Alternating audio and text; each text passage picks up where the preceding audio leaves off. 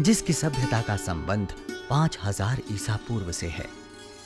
कला, संस्कृति, संगीत, कृषि, विज्ञान एवं प्रौद्योगिकी की विरासत की दृष्टि से यह बहुत ही समृद्ध है।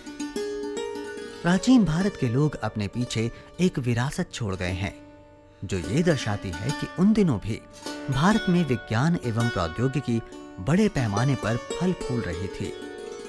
वेद प्रचुर मात्रा में गणित, खगोल विद्या, ज्योतिष विद्या तथा विज्ञान के क्षेत्र में हमारी विशेषज्ञता को दर्शाते हैं। आयुर्वेद की भारतीय पद्धति अभी भी आज के चिकित्सा विशेषज्ञों को अचंभित कर देती है। मानव शरीर रचना विज्ञान, सर्जरी तथा जड़ी बूटियों के प्रयोग के संबंध में उनके ज्ञान के लिए सुश्रुत एवं चरक को आज भी बहुत आदर के साथ याद किया जाता है। महान विद्वान पाणिनि ने ईसा पूर्व 5वीं शताब्दी में स्वर विज्ञान, शब्द रचना विज्ञान एवं स्वर शास्त्र के क्षेत्र में कुछ आश्चर्यजनक खोज की थी। अब हम नेशनल साइंस सेंटर की विज्ञान एवं प्रौद्योगिकी विरासत गैलरी का नजारा लेंगे तथा भारत के उस गौरवमयी अतीत के बारे में कुछ और जानकारी प्राप्त करेंगे जिससे आज भी पूरा विश्व अचंभित होता रहता है। कुछ ऐसे प्राचीन भारतीय महर्षि हैं जिनका आज भी न केवल भारत में अपितु पूरे विश्व में सम्मान किया जाता है। विज्ञान एवं प्रौद्योगिकी, विशेष रूप से गणित, खगोल विद्या एवं औषधि के विविध क्षेत्रों में उनका योगदान आश्चर्यजनक एवं प्रभावशाली है, क्योंकि उन्होंने ये हजारों साल पहले किया तथा आज भी वैज्ञानिक उन सब चीजों की फिर से खोज कर रहे हैं जिनका इन वैज्ञानिकों ने बहुत विस्तार से वर्णन किया है। पुराण समय के बारे में विस्तार से जानकारी प्रदान करते हैं। वेदों में समय को मापने की एक भिन्न परंतु अधिक गहन रूप से परिभाषित पद्धति थी। गणित एवं खगोल विद्या की समृद्ध परंपरा जारी रही तथा इसे वेदशालाओं एवं उनके अवशेषों में देखा जा सकता है। जंतर मंतर, जुड़वा राम यंत्र, दिल्ली तथा जयपुर, वाराणसी, उज्जैन, मथुरा स्थित जंतर मंतर प्राचीन भारत के विज्ञान की निरंतरता के उदाहरण हैं। अपनी भव्यता की दृष्टि से अद्भुत एवं कालातीत कोणार्क स्थित सूर्य मंदिर उड़िया वास्तुशिल्प कला, धर्म के साथ खगोल विद्या के मिश्रण की पराकाष्ठा है। महाराज नरसिंह देव ने 24 पहियों वाले विशाल रथ के आकार में 13वीं शताब्दी में इस मंदिर को बनवाया था, जहां रथ को 7 घोड़े खींच रहे हैं जिस पर भगवान सूर्य बैठे हैं। सूर्य सिद्धांत पृथ्वी के व्यास एवं परिधि, ज्वार भाटा, भगवान सूर्य के दिन से शुरू करते हुए सप्ताह के दिनों के क्रम का ब्यौरा प्रदान करता है। यह सब दर्शाता है कि प्राचीन काल में खगोल विद्या एक जीवंत एवं गतिशील विषय थी जिसका बहुत विस्तार से अध्ययन किया जाता था। भास्कर, ब्रह्मगुप्त, माधव तथा नीलकंठ की परंपरा को जारी रखते हुए लगभग 500 ईस्वी में भारत के प्रसिद्ध खगोल विज्ञानी आर्यभट्ट ने एक गणितीय पद्धति का प्रतिपादन किया तथा बताया कि पृथ्वी अपनी धुरी पर घूमती है। उन्होंने अपनी पुस्तकों आर्यभट्टिया तथा आर्य सिद्धांत में खगोल विज्ञान तथा गणितीय सिद्धांतों पर अपने सभी अध्ययनों को प्रस्तुत किया। 587 से 505 ईस्वी सन में राजा विक्रमादित्य के दरबार में वराह मिहिर के रूप में एक और ज्योति प्राचीन भारतीय मनीषियों के आकाश में चमक रही थी। वे एक ज्योतिषी, गणितज्ञ तथा खगोल शास्त्री थे। उनको बृहद जातक, दैवज्ञ वल्लभ, योग यात्रा, विवाह पटल एवं लघु जातक में ज्योतिष पर अपने कार्य के लिए जाना जाता है। भारतीय गणितज्ञ एवं ज्योतिषाचार्य ब्रह्मगुप्त, जो लगभग 628 ईस्वी सन में भीनमल, राजस्थान में पैदा हुए थे, उन्होंने वराह मिहिर के कार्य को और आगे बढ़ाया तथा ब्रह्मस्फूर्त सिद्धांत अथवा ब्रह्मा के सिद्धांत पर अपनी पुस्तक लिखी, जिसमें ऐसे गणितीय परिणाम निहित हैं जो आज भी आधुनिक विद्वानों को आश्चर्यचकित करते हैं। वो ऐसे पहले विद्वान हैं जिन्हें जीरो या शून्य का अंक के रूप में प्रयोग करने का श्रेय दिया जाता है। ब्रह्मगुप्त ने 628 ईसा पूर्व अपने ग्रंथ ब्रह्म स्फूर्त सिद्धांत में शून्य तथा अनंत को परिभाषित किया है। जॉर्ज इफ्रा के अनुसार यूरोपियों से हजारों साल पहले भारतीय जानते थे कि शून्य तथा अनंत के सिद्धांत पारस्परिक रूप से एक दूसरे के विरोधी हैं। अंकों की सबसे सामान्य प्रणाली 5वीं शताब्दी में आर्यभट्ट द्वारा तथा 6ठी शताब्दी में ब्रह्मगुप्त द्वारा विकसित की गई थी, जिनको अनंत के साथ साथ शून्य के आविष्कार के लिए भी जाना जाता है। भारतीय खगोल विद्या के संबंध में कोई भी चर्चा नालंदा विश्वविद्यालय का उल्लेख किए बिना पूरी नहीं हो सकती है। ये खगोलीय अध्ययन का भी केंद्र था। मौर्य काल में कला तथा अध्ययन समृद्ध होने के साथ ही खगोल शास्त्र के क्षेत्र में भी पर्याप्त प्रगति हुई। प्राचीन भारत में खगोल शास्त्र के लिए जल घड़ी अथवा घाटी यंत्र का आमतौर पर प्रयोग होता था। देवनागरी लिपि विश्व की सबसे पुरानी लिपियों में से एक है। देवनागरी लिपि का प्रयोग करने वाली संस्कृत विश्व की सबसे पुरानी भाषाओं में से एक है, जिससे आज की हिंदी तथा अनेक अन्य भाषाओं का विकास हुआ है। सिंधु घाटी की सभ्यता इस भूमि के गौरवशाली इतिहास में पैदा हुई। ये एक ऐसी व्यापक नगरीय संस्कृति थी जो 2600 से 1900 ईसा पूर्व लगभग 780 वर्षों तक चली। सिंधु सभ्यता की हड़प्पा संस्कृति तत्कालीन मिस्र तथा मेसोपोटामिया संस्कृति के साथ विकसित हुई। सिंधु घाटी की सभ्यता ये दावा कर सकती है कि वो विश्व की पहली शहरी सभ्यता है जो 4000 ईसा पूर्व में विकसित हुई थी। लोगों ने घुमक्कड़ तथा शिकारी जीवन शैली छोड़कर एक स्थान पर बसना आरंभ किया, नगरों का विकास किया तथा खेती करना तथा उद्योग लगाना शुरू किया। मोहनजोदड़ो और हड़प्पा ऐसे मुख्य शहर थे जिन्हें नगरों की अत्याधुनिक प्रणाली से बसाया गया, जिसके साक्ष्य आज भी रोपड़, लोथलर तथा कालीबंगा में मिलते हैं। सिंधु घाटी की सभ्यता सुनियोजित शहरों तथा एक समान आकार की पक्की ईंटों से बनी इमारतों से बहुत टिकाऊ थी। ईंट के भट्ठे ये भी इंगित करते हैं कि सिरेमिक आधारित मिट्टी के बर्तनों का निर्माण किया जाता था तथा हड़प्पा के जो पॉटरी अवशेष मिले हैं वे चाक का प्रयोग करके बनाए गए मिट्टी के बर्तनों की संरचना एवं पकाने में एक रूपता को दर्शाते हैं।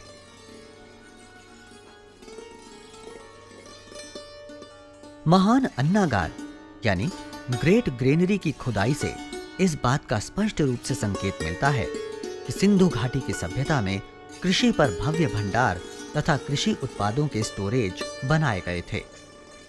टेराकोटा, सिरेमिक तथा धातु विज्ञान में दक्षता के कारण सिंधु घाटी के लोग मणिका की माला बनाने तथा जेवरात के लिए बेशकीमती धातुओं का प्रयोग करने में अगुआ थे। सिंधु घाटी सभ्यता में ऐसे भी लोग थे जो ईस्वी सन 3000 पूर्व धातु विज्ञान में निपुण थे तथा चांदी, कॉपर एवं सोने का काम करते थे। लोहे का प्रयोग लगभग ईस्वी सन 1800 पूर्व शुरू हो गया था। हमारे पूर्वज चाकू, खंजर, तीर की नोक, कटोरा, चम्मच, कुल्हाड़ी, छेनी, चिमटा, दरवाजे की फिटिंग तथा कृषि उपकरण एवं हल की खोज की गई।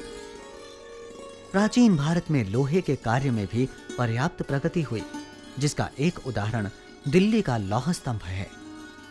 कुछ विद्वानों के अनुसार इसे चंद्रगुप्त विक्रमादित्य के शासनकाल में 375 से 413 वर्ष ईस्वी सन में बनाया गया, जबकि कुछ विद्वान इसे 912 ईसा पूर्व का मानते हैं।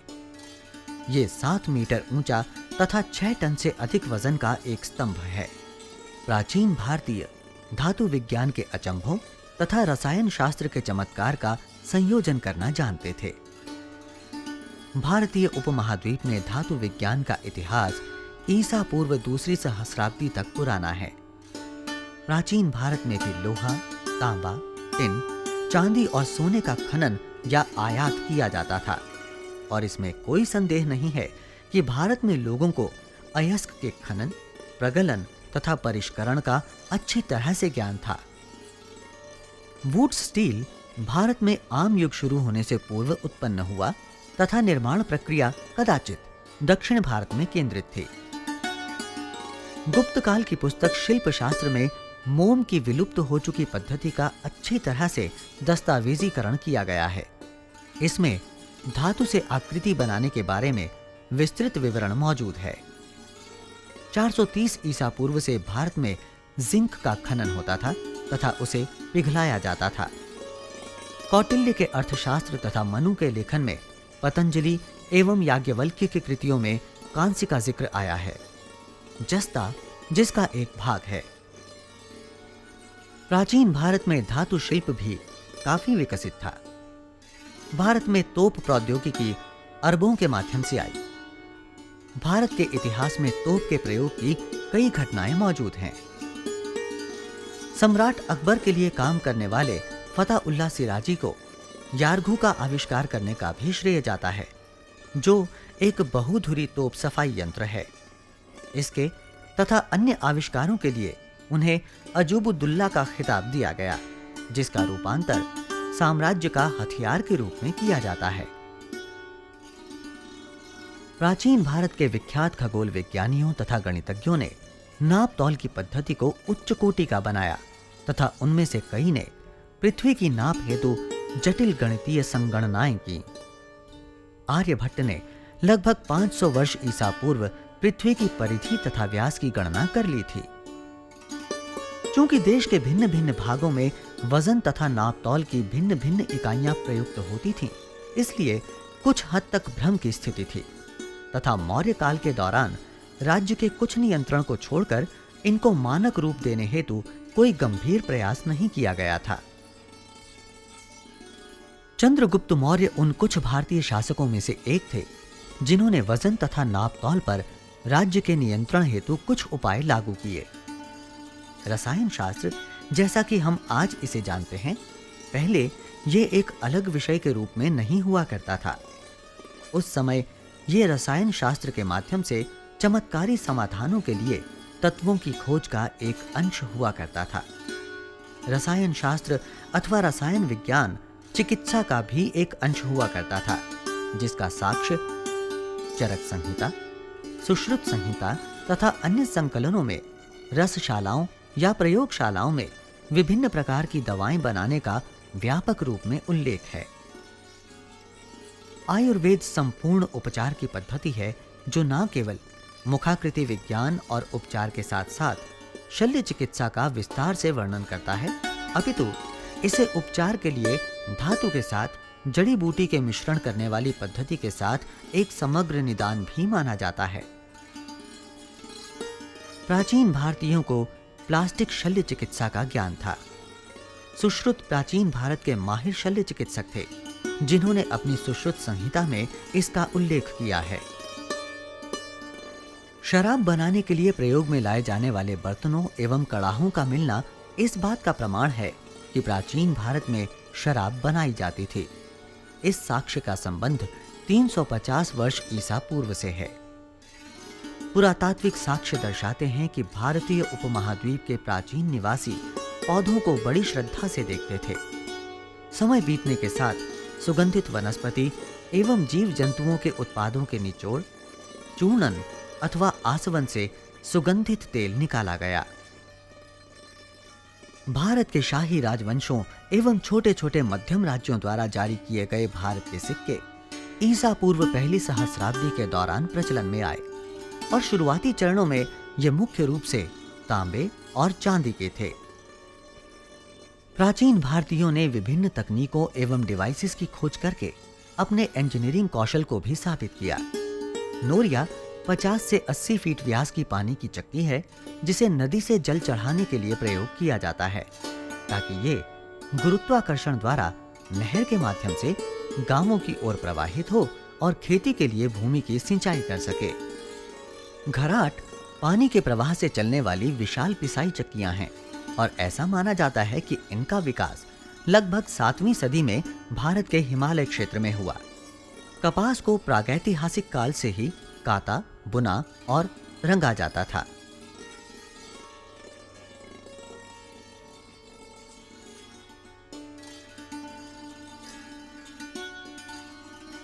भारत में शीशा प्रौद्योगिकी का स्वदेशी विकास 1730 ईसा पूर्व शुरू हुआ।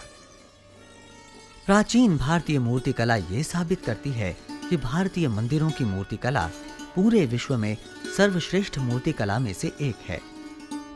उदाहरण के लिए सम्राट अशोक के समय से ही मगध साम्राज्य को कला, संस्कृति, स्थापत्य तथा साहित्य में अपनी महान उपलब्धियों के लिए जाना जाता है। प्राचीन भारत के शिला तराश स्थापत्य प्रकृति में अधिकतर धार्मिक हैं और भारत में इस प्रकार के 1500 से अधिक स्मारक हैं। शिला तराश स्थापत्य ठोस प्राकृतिक चट्टान को तराश कर एक संरचना बनाती है।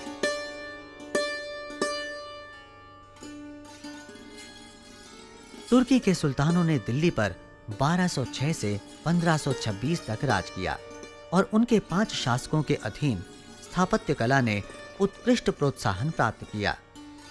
सुल्तानों ने 2 नई स्थापत्य अवधारणा शुरू की, गुंबद और नुकीला मेहराब। मुगल स्थापत्य जो इस्लामिक, फारसी, तुर्की और भारतीय स्थापत्य कला का एक मिश्रण है, 16वीं, 17वीं और 18वीं सदी में मुगलों द्वारा विकसित एक विशिष्ट शैली है। ताजमहल को भारत में मुगल कला के रत्न के रूप में जाना जाता है और इसकी विश्व धरोहर की सर्वोत्कृष्ट रचना के रूप में सर्वत्र प्रशंसा की जाती है। प्राचीन काल के भारतीयों ने शिला तराशने की कला में भी अपने हुनर का प्रदर्शन किया। पूरे भारत में शिला नक्काशी के अति सुंदर उदाहरण देखे जा सकते हैं, जो देवी देवताओं की प्रतिमाओं के साथ वनस्पतियों और जीवों को प्रस्तुत करते हैं। पूरे भारतीय प्रायद्वीप में सबसे शानदार तरीके की काष्ठ नक्काशी भी कई सदियों से निरंतर प्रस्तुत की जा रही है।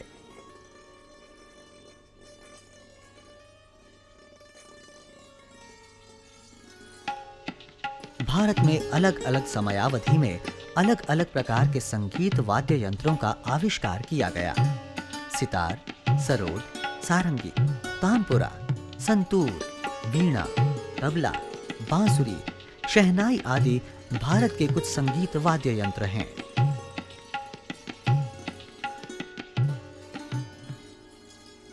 विज्ञान और प्रौद्योगिकी के प्रत्येक क्षेत्र में भारत का अतीत बहुत समृद्ध रहा है। भारत के प्राचीन विद्वानों का ज्ञान उस ऊंचाई तक पहुंच गया था कि ये आज के आधुनिक वैज्ञानिकों को भी विस्मित करता है। अपने विरासत से प्रेरणा लेकर अपने देश के विज्ञान और प्रौद्योगिकी की समृद्धि में स्वयं को समर्पित करने का यही समय है। और अब एक बार फिर से भारत अपने महान अतीत को पुनर्जीवित कर समृद्धि की चरम सीमा की ओर लगातार बढ़ रहा है।